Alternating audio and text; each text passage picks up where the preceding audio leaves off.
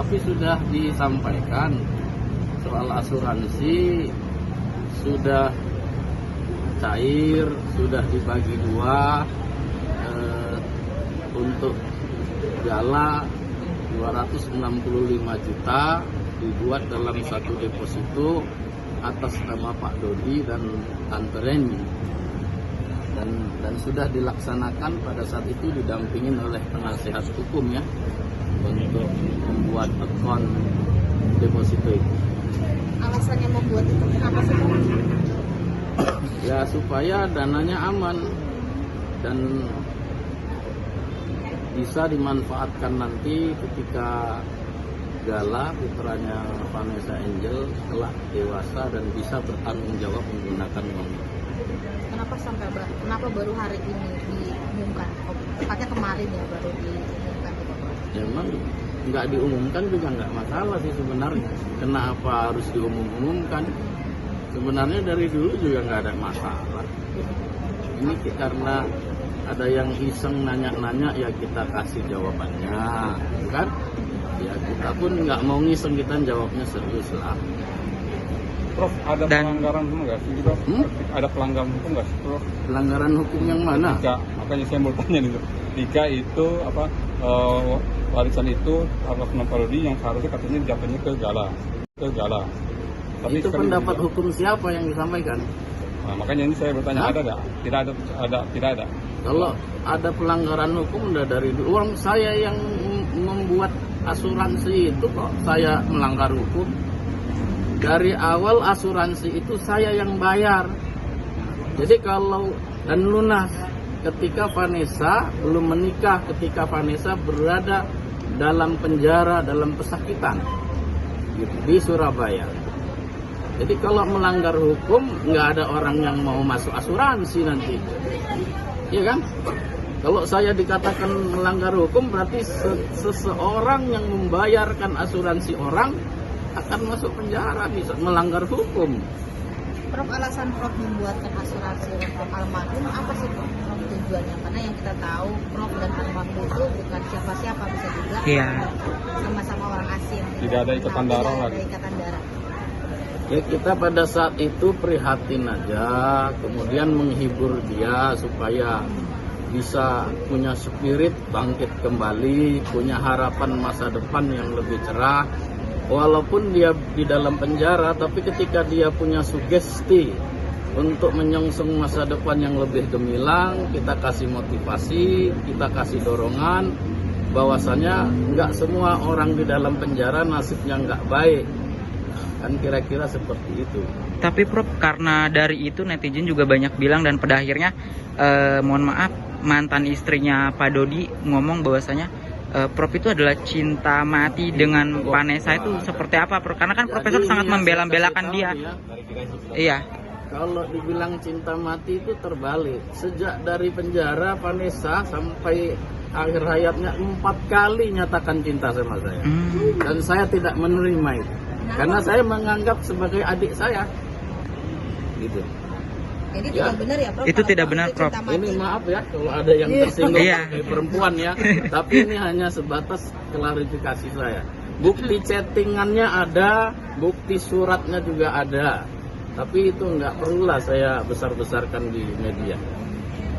Tidak benar ya Prof, kalau Prof cinta mati dengan almarhum. Wah ngapain? Cinta mati banyak yang cakep-cakep. Ya salah. Hah? Gitu. Jadi sebagai adiknya. Dia sebagai adik saya. Jadi atas dorongan sebagai adik saya, makanya saya urusin. Kakak yang nggak bener kalau nggak mengurusin adiknya kan. Justru kakak yang bener lah yang mengurusin semuanya. Sehingga persoalan-persoalannya lurus. Dulu di penjara keluar, nggak punya asuransi jadi punya asuransi, sehingga dia bisa meninggalkan warisan yang bermanfaat pada saat ini, walaupun ya kisruh jadi rebutan. Ya, tapi saya tidak menyesal mendaftarkan asuransi untuk Vanessa. Tapi Prof kenal sama Vanessa di mana? Waduh, Kenal dengan Vanessa 7 hari 7 malam ini kalau diceritain. Maksudnya? Ya, awal kenalnya dulu saya mengisi satu acara, yang di acara itu banyak dihadirin artis-artis. salah satunya Vanessa. Aduh. Heeh. Itu Terus momen Prof, acara apa tuh, Prof? itu momen Ada acara apa? acara pengajian Di mana Prof? ya di sekitar Jakarta Selatan ini. Yang pasti tidak di rumah saya. Saat itu Sahelonya seperti apa tuh, Prof? Nggak ada, ya biasa-biasa saja. Terus ketemu lagi ketika di Papua kalau nggak salah itu. Terus setelah pada saat ngisi acara yang sama juga gitu. Ya ada event-event ketika masih menjadi pacarnya Mas Didi juga udah kenal sama saya. Nah, momen menjadi adiknya itu kapan tuh, Prof? Ya ketika dia banyak curhat, banyak konsultasi, banyak mengemukakan masalah-masalah dan saya berikan solusi-solusi yang terbaik untuk dia. Prof, pandangan Prof, maksudnya ini melihat kegaduhan seorang adik yang almarhum, melihat kegaduhan ini terjadi gimana, Prof? Apanya yang gaduh? Kegaduhan di antara pihak sana dengan pihak. Oh enggak masalah. Yang penting Vanessa di alam sana tidak gaduh. Kalau yang di sini gaduh ya biarin aja lah. Hah? Ngapain? Gitu kan? Karena apa? Karena di sini pilihan. Gitu ya. Bukan takdir Tuhan, gaduh itu adalah pilihan.